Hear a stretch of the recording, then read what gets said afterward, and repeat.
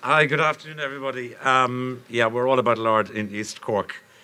Just referring back to a couple of our previous speakers, Tom, we do have good artisan sausages in Ireland as well.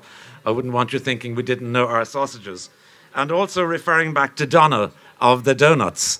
And given that her donuts came from Tesco and she referred to them as kind of non-elitist or non-posh food, I would like to say that I'm totally into elitist food, I'm afraid. Not afraid at all, actually, pretty proud of it. But what I really think is that all of the food being sold in Tesco should be elitist, because all the food being sold should be good for everybody, and then that would turn the whole elitist food onto its head. And what we would do then, we'd have to come up with another title.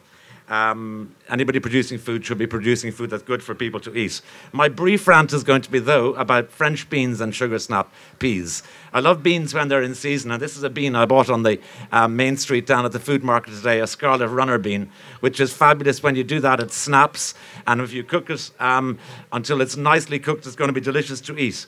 The other side of the coin is French beans and sugar snap peas, which are now used all year round by chefs and cooks as an easy option, often coming from very far away and tasting of very little. Sometimes they're even topped and tailed for you to take some of the work out of it. And when you top and tail them like that, and when you eat them 3 weeks later, which is usually the length of time it takes to get them from A, far away, to B, where you're shopping, well, then they'll have started to mold on top, and they won't really be much good to eat.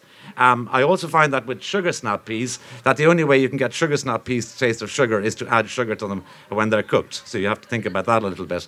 And with sugar snap peas, the best bit of the plant, really, you may not know this, but is the leaves and the flowers. Considerably more delicious to eat than the actual fruit themselves.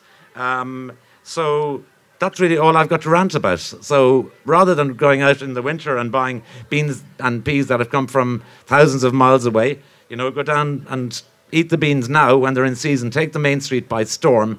Buy the vegetable supplier completely out of all the beans that they have there, which were picked yesterday, and you can eat today or tomorrow.